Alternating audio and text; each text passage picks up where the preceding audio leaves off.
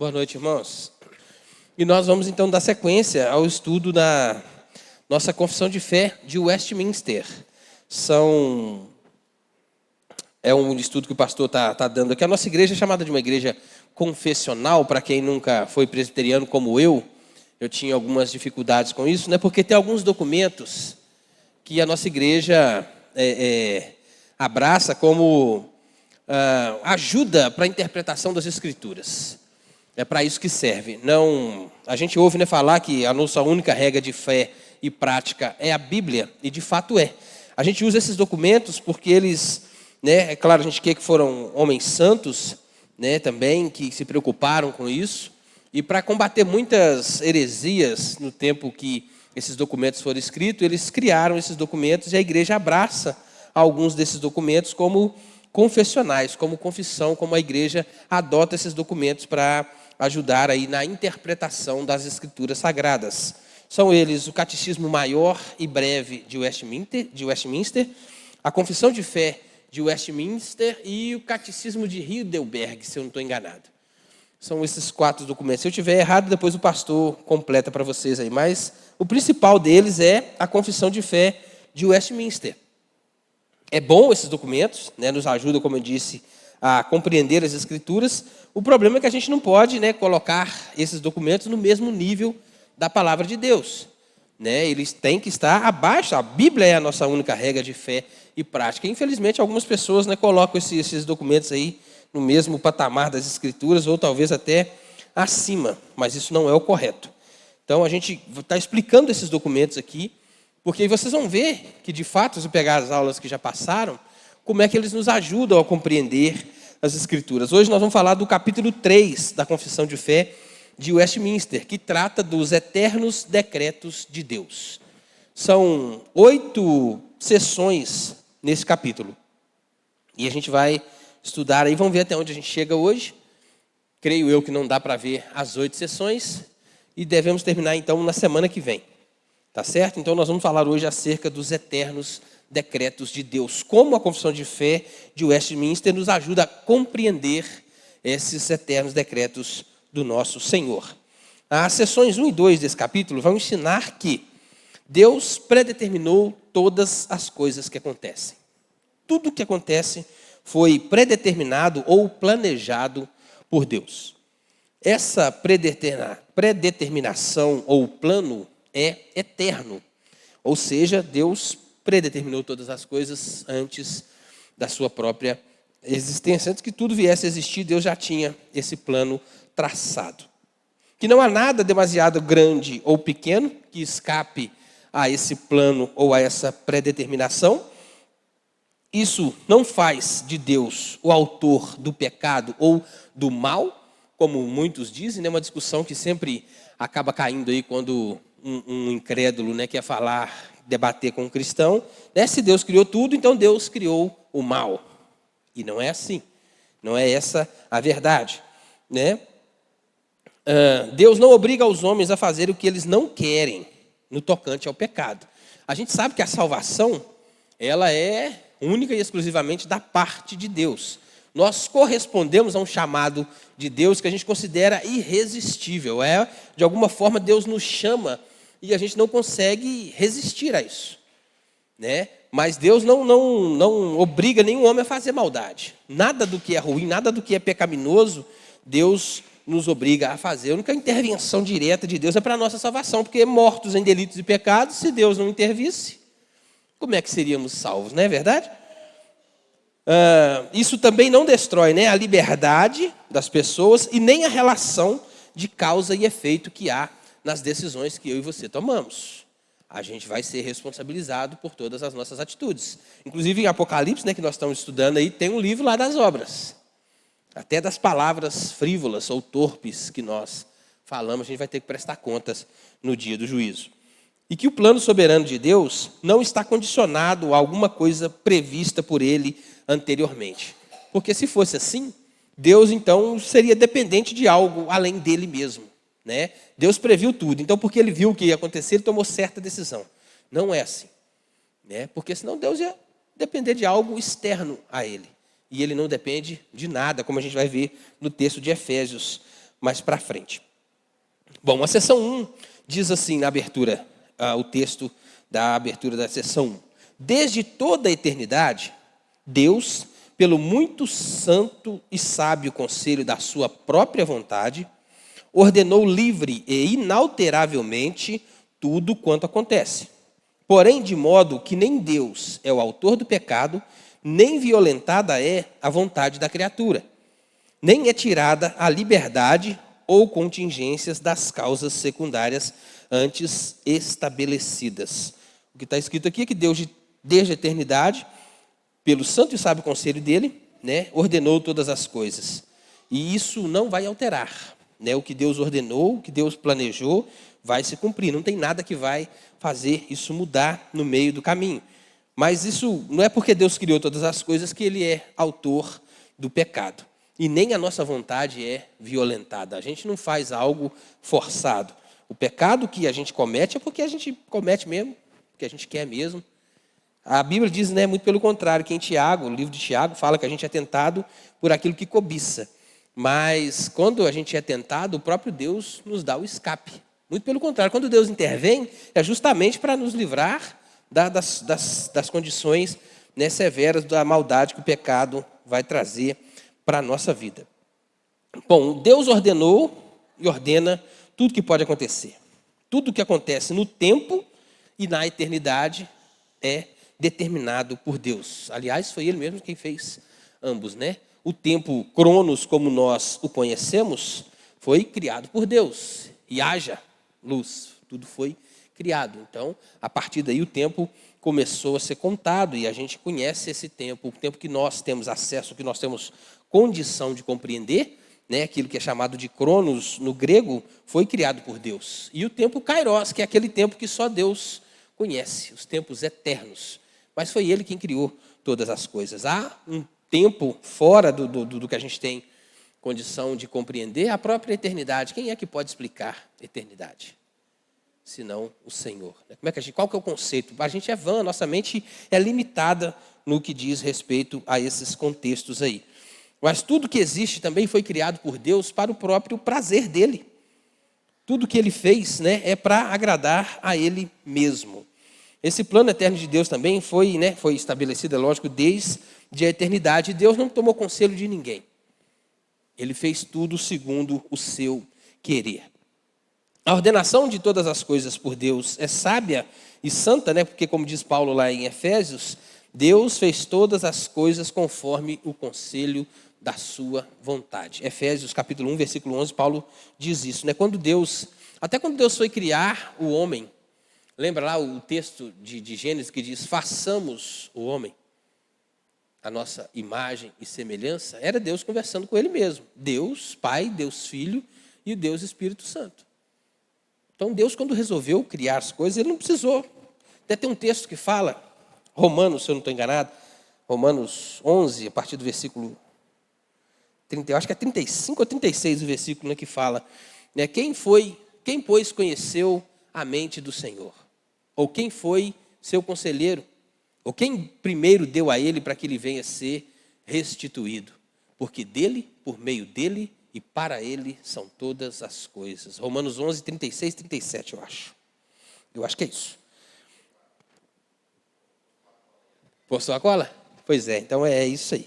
Esse é o texto que fala. Porque quem foi que deu conselho a Deus? Quem Deus precisou ser aconselhado, De quem que ele foi e chamou para ajudar ele em alguma coisa? Deus não precisou de nada. O plano de Deus também, por ser eterno, ele é imutável. Deus predeterminou todas as coisas e elas vão acontecer daquele jeito que ele falou que vão acontecer. Está designado, está escrito. Não vai mudar. Deus não vai mudar. E não tem nada ou ninguém que faça com que isso mude. Se Deus não muda, a Bíblia não fala que Deus não muda, a vontade dele também não muda. A vontade dele não vai mudar. Aquilo que ele determinou não vai mudar. Mesmo porque ele é perfeito. A vontade de Deus também é perfeita. Então, não tem nada que precisa ser mudado naquilo que é perfeito, naquilo que é gracioso, completo. Não precisa nada de ser mudado nisso aí.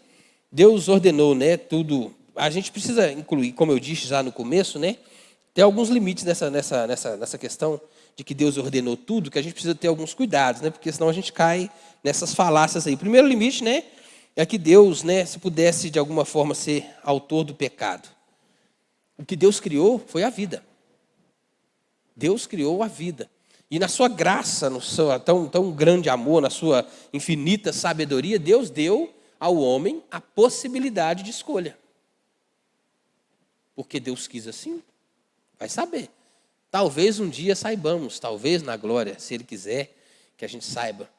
Mas Deus criou a vida, Deus criou o homem e deu ao homem a capacidade de obedecê-lo ou não.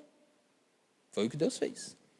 Adão era plenamente capaz de não pecar. O único homem que teve a capacidade de não pecar foi Adão. Ele podia escolher não fazer. Quando Eva pegou o fruto ali e ofereceu para ele podia ter dito não. Quais seriam as consequências daquele não? Deus também conhece. Deus sabe o que poderia acontecer se Adão tivesse dito não. Mas não foi assim. Adão foi lá, comeu do fruto, e depois disso ninguém mais tem condição de não pecar. Eu e você, o mais lindo bebezinho, a Larinha está chegando aí, a coisinha mais linda, já nasceu em pecado, porque foi concebida em pecado. Ninguém está livre do pecado. É aí que vem a tal doutrina da depravação total do homem. O homem é totalmente depravado. Tudo que nós fazemos também não tem tanta beleza assim por causa do pecado. Mas Deus não criou o pecado. Adão era dotado da capacidade de não pecar. Ele poderia ter escolhido obedecer a Deus e não pecar. Mas por causa da sua própria... Por isso que aqui o texto que a nossa Constituição, a instituição de fé fala, né, que não foi tirada do homem essa capacidade.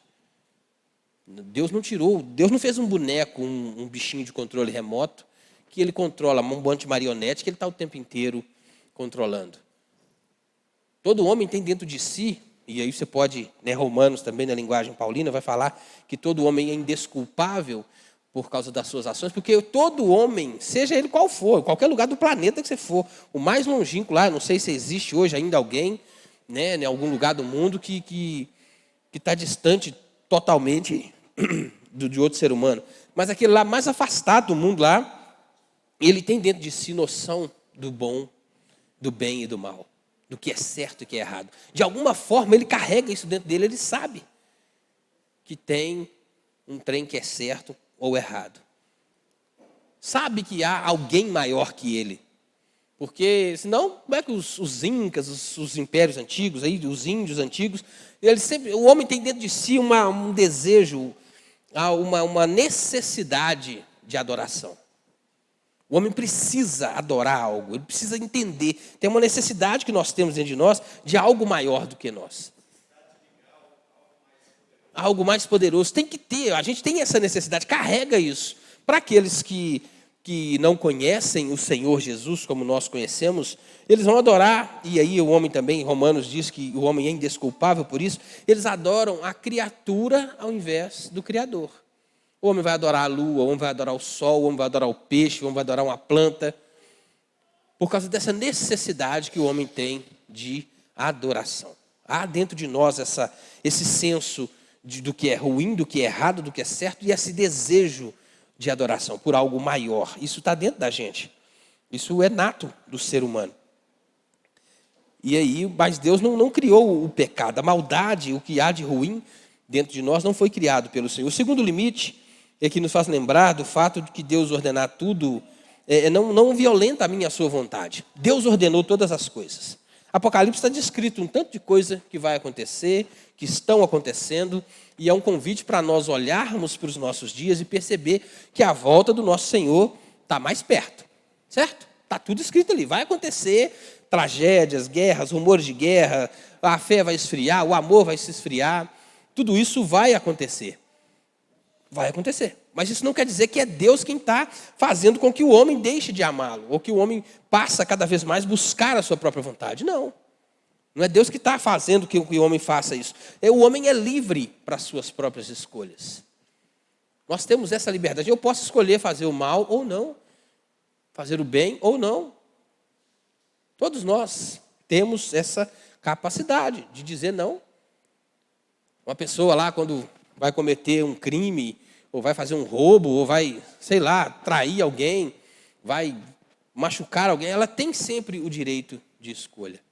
Tem sempre um momento ali antes do ato, que inclusive a Bíblia fala, né, que eu já citei aqui o texto de Tiago, tem sempre um momento ali que, rapaz, você tem sempre uma oportunidade de escapar daquilo. Olha para as atitudes erradas que você tomou. Talvez aí, sei lá, uma discussão com um irmão, com um parente, com a esposa.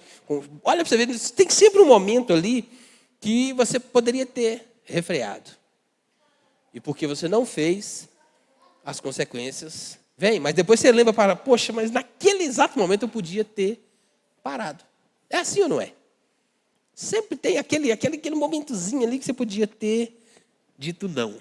Mas a decisão foi sua. Não foi nada nem ninguém que te levou a aquilo ali. É claro, irmãos, que a gente não pode negar a realidade espiritual do mundo que nos cerca. Nós somos seres espirituais num corpo de carne. Então tem a maldade aí, tem o diabo e seus anjos, tem tudo em volta da gente aí. Mas a responsabilidade no último instante sempre é nossa. É sempre nossa. E isso um dia vai ser cobrado diante de Deus. Deus nos criou assim. E é isso, a gente precisa ser honesto e olhar e saber que a gente peca porque peca mesmo, porque é nós mesmo. Não tem outro trem não, a gente dá desculpinha daqui e dali, mas no final das contas a escolha é nossa. E a terceira, né, o plano de Deus ainda emprega causas secundárias reais. Em outras palavras, Deus decide o fim desde o início, mas o meio importa. Porque senão como é que seria lá o julgamento? Não está, Deus criou todas as coisas, o fim delas foram todas determinadas por Deus. O dia vai chegar lá, né, mas o diabo e os seus anjos vão ser lançados no mar de fogo e enxofre, por quê? Por causa do que fizeram.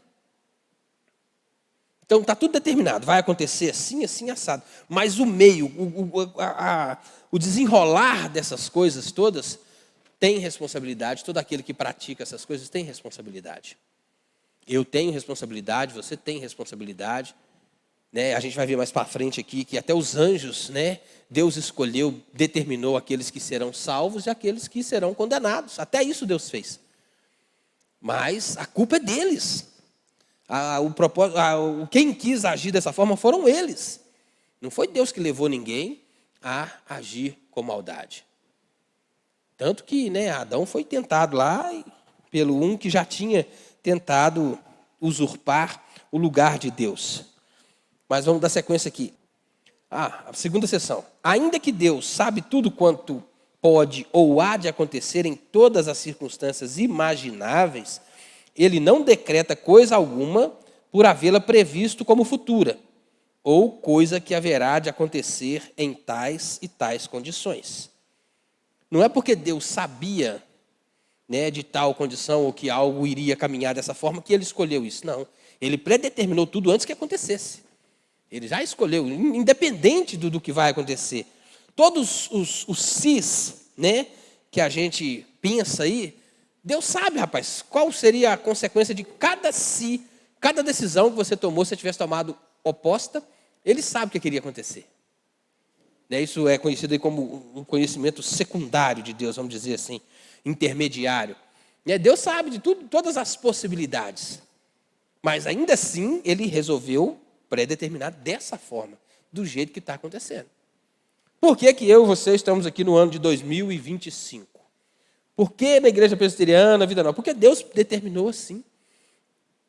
Esse é o nosso ano, esse é o nosso tempo. Tudo que a igreja precisa fazer hoje, todas as atuações que a igreja precisa hoje, está na minha e nas suas mãos. É nossa responsabilidade, como foi um dia lá dos apóstolos, que a igreja primitiva, quando começou, o papel era deles. Hoje nós temos o nosso papel. É por isso que nós estamos aqui. É isso aí, a grande comissão. Nós ainda somos aqueles comissionados. Toda a autoridade me foi dada, portanto, é para nós hoje. Jesus fala isso para nós hoje. Então, nós temos a nossa responsabilidade como igreja no século 21. É século 21, né? Ano 2025. É nós. O negócio é com a gente. A igreja hoje somos nós. O nosso tempo, o tempo que a gente vive, né, ou a gente intervém nele ou não. Mas aí é com a gente. Deus não tem culpa do que eu e você fizermos ou deixar de fazer. Mas Ele vai cobrar. Um país hoje que tem aí, sei lá, 50, 60 milhões de cristãos. E olha para o Brasil e vê se a igreja está fazendo algum sentido. É nós. O trem é com a gente, irmãos. É nosso. O tempo é nosso. O papel é nosso. Deus sabe. Ah, mas Deus falou que as coisas vão esfriar. Vai, claro que vai. Está determinado que vai acontecer. Mas é a sua responsabilidade, é a minha. Qual que é ela? Não sei.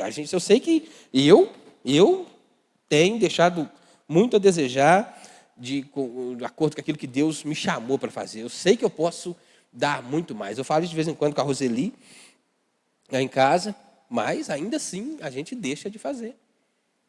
Por quê? Preguiça, um monte de trem, talvez medo, temor. Vai saber. Mas a responsabilidade é nossa. Né? Deus sabe todas as coisas, Ele vê antes de tudo acontecer.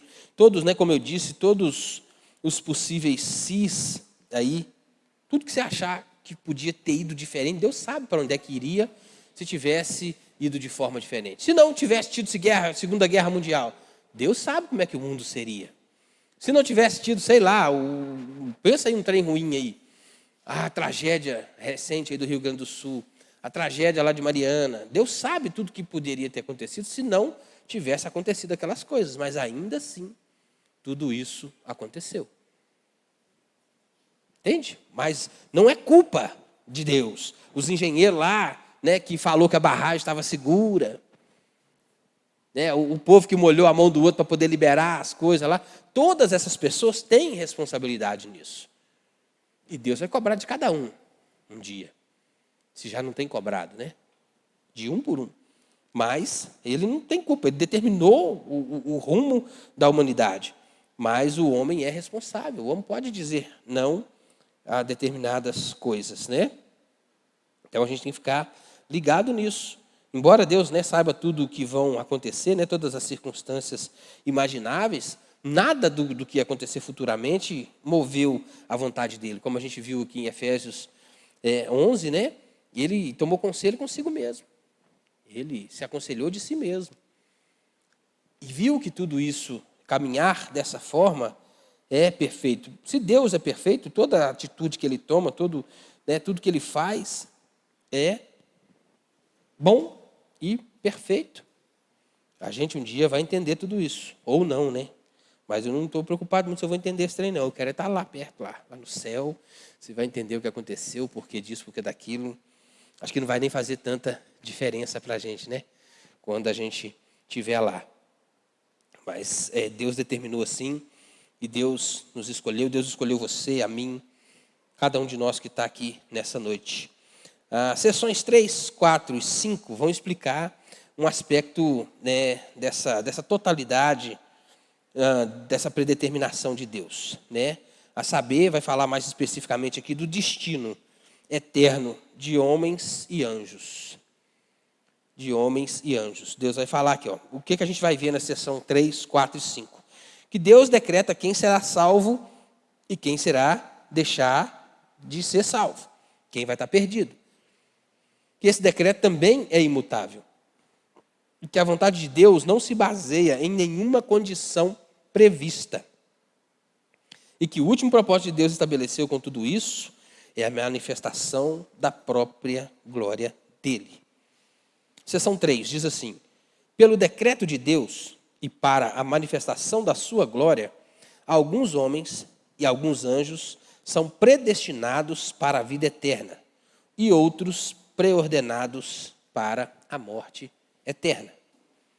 Homens e anjos vão viver eternamente ou morrer eternamente. Deus escolheu quem vai ser um e quem vai ser outro. E isso não importa, isso não é porque Deus não escolheu o Walter porque sabia que o Walter iria corresponder ao chamado. Deus escolheu o Walter porque ele me escolheu, eu correspondi a esse chamado. Mas, de alguma forma, eu sou responsável por isso. Não sei como. Mas, de alguma forma, eu disse sim. De alguma forma, fui eu que levantei o braço, eu que vim aqui na frente e fiz a profissão de fé. Foi decisão minha.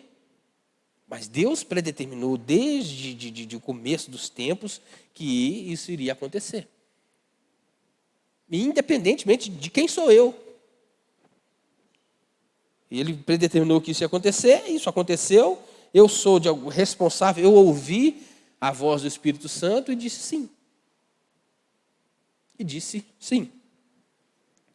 E a gente está aí, hoje. Graças a Deus por isso, né? No que diz respeito a homens e anjos, Deus predestina alguns para a vida eterna, né? Enquanto outros são para a morte eterna, né? Romanos 9, 23, o que diz? A fim de que também desse a conhecer as riquezas da sua glória em vasos de misericórdia. O que a gente muitas vezes tem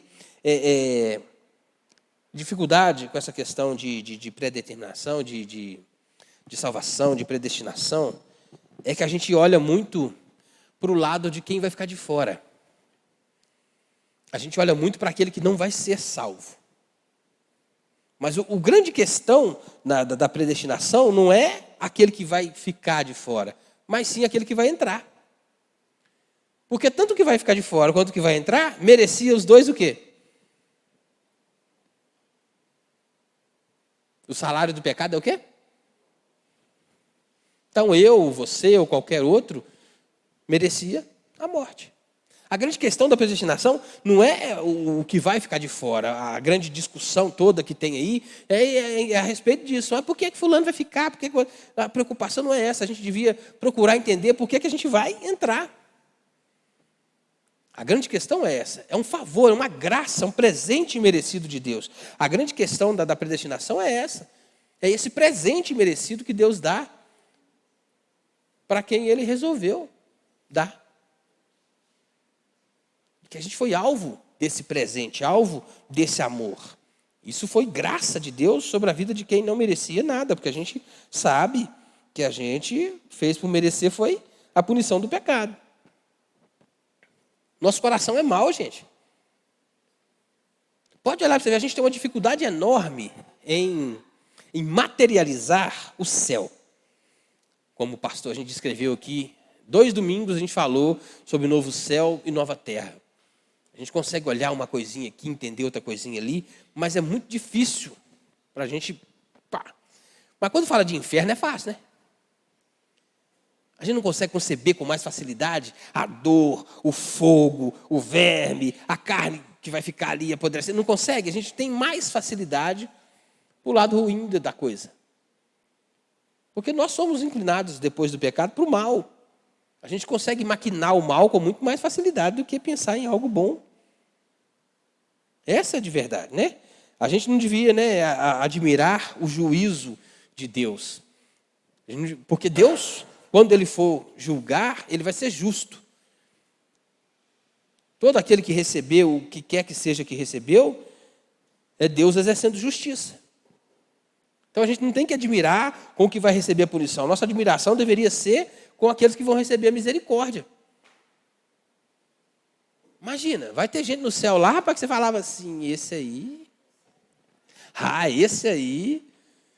esse não ia estar aqui não. Não merecia estar aqui não, porque a gente tem essa tendência, né, de julgar. Em compensação vão ter outros que vão para o inferno e você vai falar assim, rapaz, é esse aí que foi? Entende? Porque Deus é justo, Deus conhece todas as coisas, Deus conhece o meu coração, conhece o seu. Deus sabe quem são os dele. Jesus sabe quem são os que ele chamou. Né? Deus, quando faz, né, quando determina o destino da sua criação, das suas criaturas também, é pensando no louvor da glória dele. O que Deus quer, no final das contas, é a glória do seu próprio nome. E a gente tem que dar graças a Deus, né, de estar aqui dentro de uma igreja, de estar ouvindo essas verdades, de sermos eleitos de Deus. Rapaz, Deus também não... Eu não acho que Deus iria, né, chamar alguém e depois essa pessoa, né, ele largar de mão, jogar fora. Não vai. A vontade dele é imutável. Ele vai chamar, aquele que chamou vai ser salvo. Aquele que ele predestinou vai ser salvo. O problema é que tem... o Espírito Santo, ele convence, ele sabe. Por isso que a Bíblia fala do Espírito Santo como um selo. Aquele que é salvo, ele sabe. De alguma maneira tem um trem aqui dentro que te impulsiona a continuar, a perseverar. Tem momentos aí, eu não sei se vocês já tiveram, eu tive muitos, né, de querer sair da igreja, de querer, não quero isso para mim não. Tal. Mas tem algo que te impele, algo que te puxa, algo que te empurra a continuar, a perseverar, a perseguir nesse caminho, a continuar buscando a vida de santidade, apesar das ofertas diárias do pecado. Tem alguma coisa que te faz todo dia escolher Jesus, e é uma escolha diária, não é um trem que você escolheu, vem aqui, levantou a mão e acabou. É uma luta todo dia, todo dia, todo dia. E o homem natural, aquele que não tem Jesus, ele não consegue vencer essa luta. Ele não consegue sair desse turbilhão, dessa vida de pecado, dessa prisão. Por isso que o pecado é considerado uma prisão. Aquele que não tem o Espírito Santo, ele não consegue. Não vai. Por ele mesmo não vai. Sozinho ele não dá conta, não. É difícil. É impossível, né? A verdade é essa. Para aquele que não tem o Espírito Santo de Deus, é impossível abandonar a vida de pecado. É impossível escolher Cristo, porque é uma vida de renúncia. Ninguém quer renunciar. O que a gente quer é viver os nossos prazeres. Olha, você vê como é que é difícil a gente ter um condicionamento físico bacana, acabar com a barriguinha. Fala sério. Dói, cansa. Alguns prazeres, algumas comidas, alguns manjares tem que ser deixado de lado. Tem que mudar a alimentação, tem que mudar a rotina, tem um monte de coisa que tem que acontecer, não tem não? E não é muito mais fácil seguir no caminho da fofura? É claro que é. É até mais prazeroso, porque a gente não quer renunciar, a gente não quer abandonar aquilo que dá prazer. Só que o homem, uma vez alcançado por Deus, ele consegue, ele tem forças para renunciar àquele prazer momentâneo, porque ele sabe que o que espera ele lá na frente é muito maior. Mesmo sem ter visto. Tem hora que eu costumo dizer que a gente tem saudade do céu. A gente nunca esteve lá, mas tem saudade do céu. Tem hora que o tempo pega tanto, cansa tanto, que é o único alento que a gente tem, a única esperança, o único refrigério que a gente tem é saber que a gente vai para o céu. É ou não é, Elton? Tem hora que o tempo é tão dolorido, é tão pesado a luta, é tão denso as trevas, que o único alento, o que de fato traz esperança, traz de novo vigor, essa vontade de respirar, rapaz, é pensar no céu. É certeza que a gente vai para lá.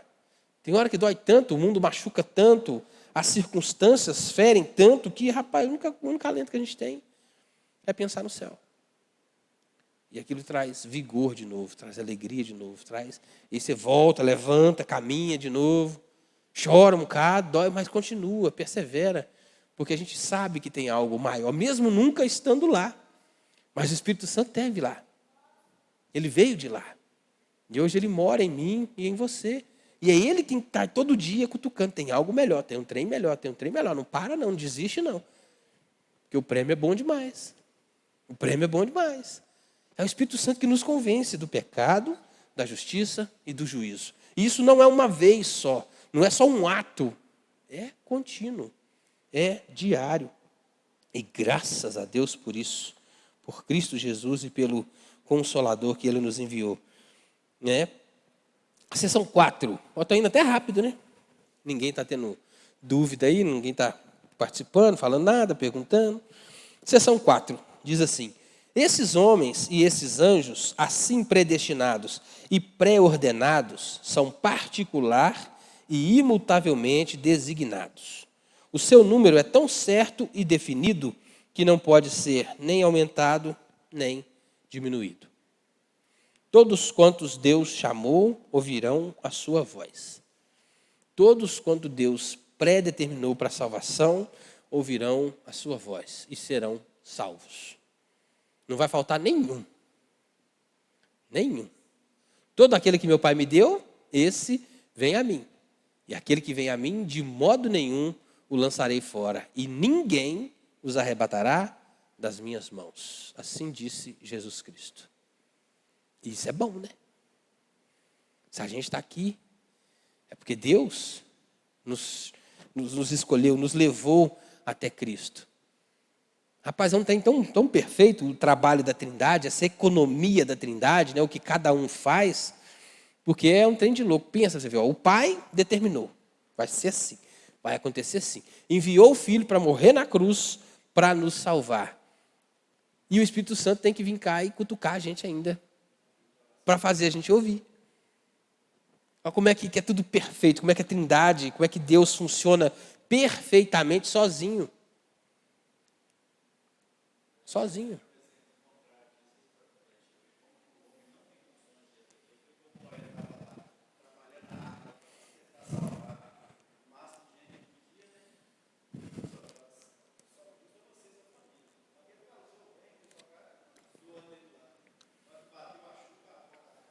Está fechada.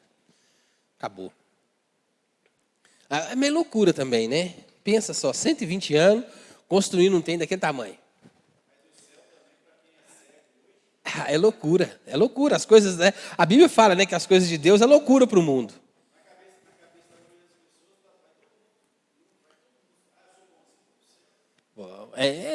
As pessoas pensam que por não roubar, não matar, não prostituir, não trair a esposa, ser honesto, tarará, tarará, por causa das obras elas vão ser salvas. E confiam nessas coisas como forma de salvação, como o judeu confiava na lei. É a mesma coisa, o judeu confiava que cumprindo, ou confia até hoje, né? Que cumprindo a lei, cumprindo aquelas dietas, guardando aquelas festas, guardando o dia de sábado, colocando aqueles trem na cabeça, né? aquelas testezinhos que eles carregam, cumprindo todo aquele ritual, eles acreditam que aquilo vai salvá-lo. E são tão cegos que não enxergam. Rapaz, e a Bíblia está aí.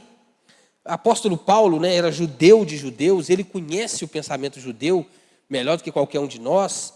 Ele foi discípulo de um grande mestre lá, o tal do Gamaliel, e usadíssimo por Deus justamente por ser judeu. Eu tenho certeza que Deus usou Paulo para poder explicar o Velho Testamento, para que o judeu tivesse condição de entender que tudo aquilo culminava em Cristo. Lê Romanos, lê as cartas de Paulo. Gálatas, Gálatas insensatos, porque estão voltando agora, né, para os rudimentos do mundo. Lê aquelas cartas para ver que aquilo ali é Paulo falando para um judeu, que tudo aquilo que ele guardava, tudo aquilo que ele fazia, tudo aquilo era Jesus, tudo apontava para Cristo. O tabernáculo apontava para Jesus. Tudo apontava para Jesus. Até a arca da aliança apontava para Cristo. O próprio tabernáculo, tudo que Deus fez, todas as ordenanças, o cordeiro que tinha que imolar, tudo do jeito que era feito. A guarda, Jesus disse, quando ele veio, disse, eu sou maior do que o sábado. O sábado foi feito por causa do homem, e não o homem por causa do sábado.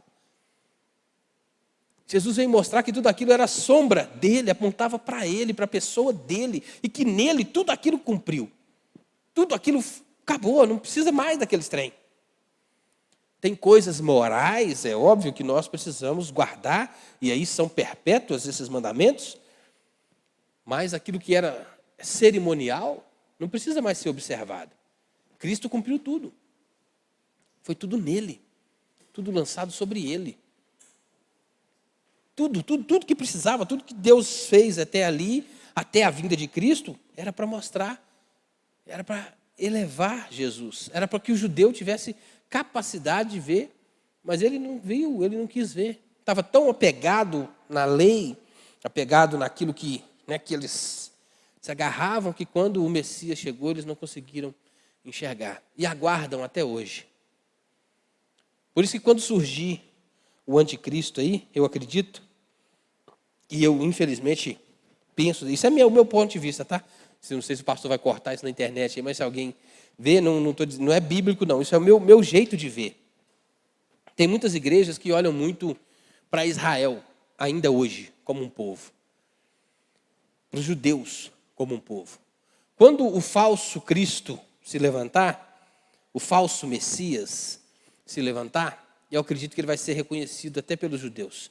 E muitos vão cair nessa, porque os judeus vão reconhecer. Porque o povo olha tanto para Israel ainda como um sinal, e vai ser muito fácil de ser enganado, que aquele povo vai reconhecer. Porque vai ser alguém que vai reinar, vai ter poder, vai ser tudo aquilo que eles esperavam que Cristo fosse.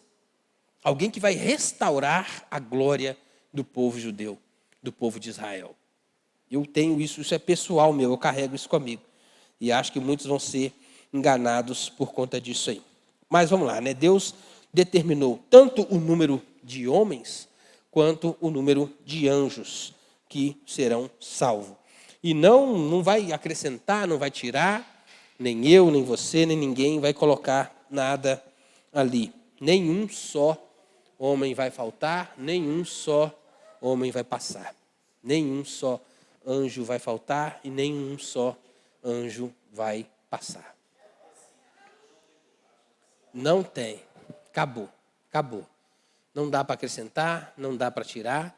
A oportunidade, irmãos, que nós temos é hoje de escolher Cristo, de falar de Cristo, de mostrar Cristo. Porque há muitas pessoas aí que tiveram muito contato com igrejas, inclusive evangélicas, no Brasil. E por não alcançarem aquilo que o coração mesmo muitas vezes desejava, está aí cheio de rancor, cheio de coisa, ou por olhar para o homem, né? Olhar aí para pastores que são falhos, não estou aqui condenando ninguém, homens falhos que erraram, que caíram, ou aqueles que, né, usurparam a fé das pessoas aí, enriqueceram, ganhou dinheiro com esses trem.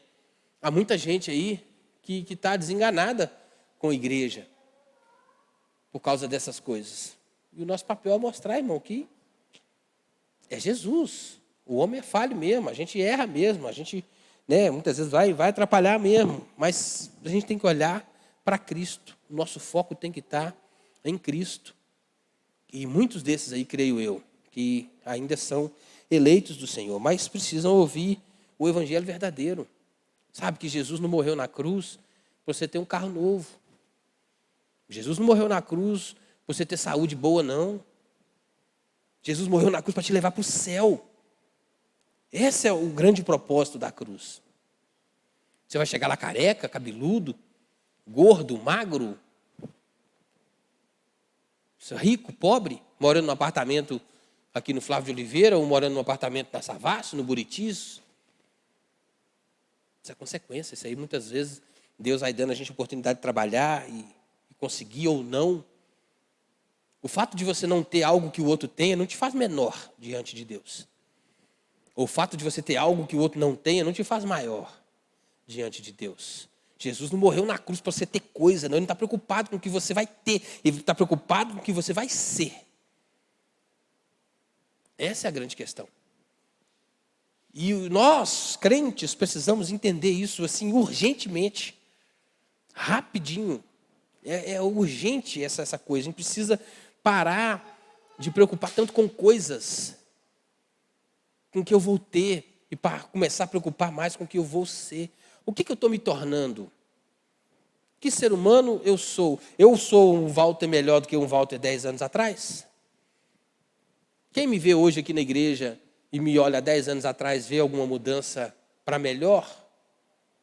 Ou não? Se não, chega perto de mim e fala, porque tem um trem errado aí.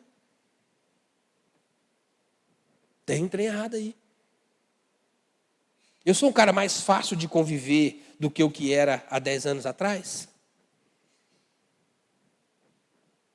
É possível olhar para mim e de alguma forma, mesmo que embaçado, né, e bem nublado, ver Jesus? Eu consigo ver Cristo na vida de um monte de irmão aqui na igreja, isso me deixa muito alegre. Pessoas que a gente tinha até uma certa dificuldade de conviver, eu consigo ver Cristo na vida dessas pessoas hoje. Mas e elas conseguem ver Jesus na minha vida? É algo que a gente precisa pensar. Por que eu estou na igreja todo dia? Por que eu estou aqui numa terça-feira? Deus predeterminou todos aqueles que vão ser salvos, mas essas coisas mostram, será que eu sou salvo ou não? Esse tipo de coisa, esse tipo de pessoas, as pessoas olham e conseguem ver, poxa, se você falar com alguém que é crente, essa pessoa vai ter vontade de vir para a igreja ou vai querer correr? Que testemunho a gente tem dado? A gente precisa pensar nessas coisas aí. Mas, terminando aqui por hoje, irmãos, o que a gente viu hoje aqui é que Deus predeterminou tudo. Tudo vai acontecer segundo aquilo que Ele fez, aquilo que Ele determinou, mas que Deus não foi movido por algo que Ele sabia que ia acontecer. Ele não descreveu, Ele não determinou dessa forma porque alguma coisa o levou a fazê-lo, porque Ele sabia que alguma coisa acontecia assim ou assado. Não, Deus fez tudo o que quis, do jeito que quis, porque Ele quis dessa forma. Aliás, tudo acontece dessa forma porque Deus assim ordenou. Não foi nada que fez a vontade de Deus mudar. A gente viu também, né, que tudo que Deus faz é eterno. Deus predeterminou tudo da eternidade. Nada disso vai mudar. Não tem como mudar essas coisas. Não tem como nada ser diferente. Vimos que se Deus é perfeito e é eterno, tudo que Ele faz é perfeito, ainda que a gente não consiga compreender, e ainda que a gente não consiga entender, ainda assim vai continuar sendo perfeita e vai se cumprir. Tudo que Deus fez é para a própria glória dEle, visa a glória dEle mesmo. Né, que Deus determinou aí homens e anjos para serem salvos e que o número deles não vai ser alterado. Mas eu creio que tem muitos ainda para ouvir a voz de Deus. É por isso que a gente está aqui, né? A gente viu também que ainda que Deus tenha predeterminado todas as coisas, Deus não criou o pecado. Deus não criou o mal. Aliás, né, a Bíblia fala que o inferno foi criado por diabo e seus anjos. O homem só vai para lá porque o pecado que ele comete é o mesmo.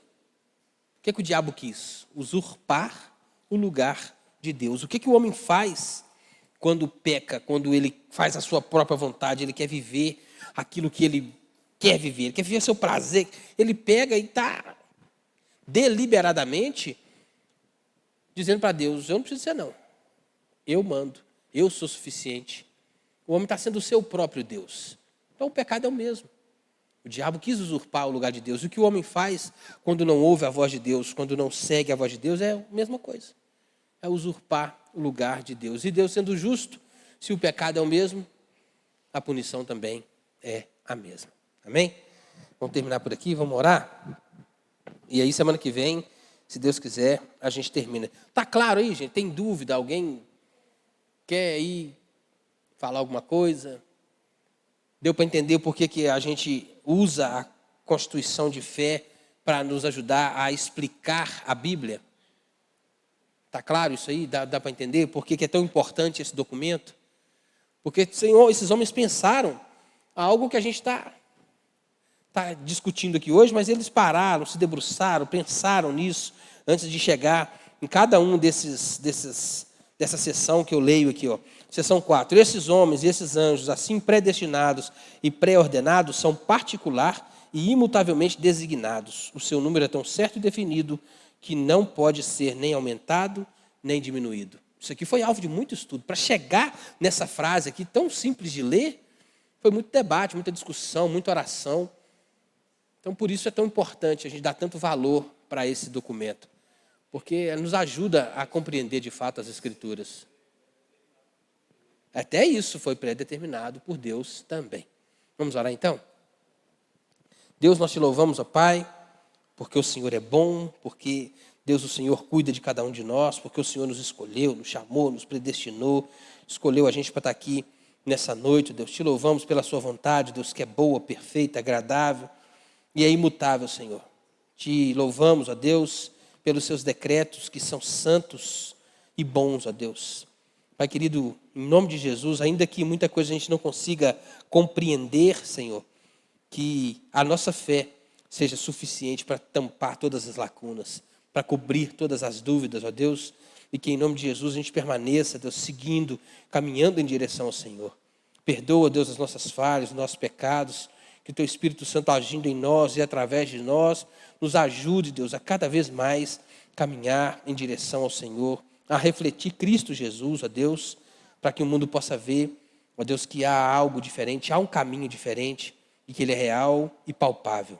Em nome de Jesus, nós te agradecemos, ó Deus, por tudo que o Senhor tem feito, por toda a provisão que vem das tuas mãos, pelo ar que respiramos, pela vida que temos e principalmente, Deus, pela vida eterna em Cristo Jesus, nosso Senhor. E é para Ele, para a glória dEle, que nós oramos nessa noite. Amém.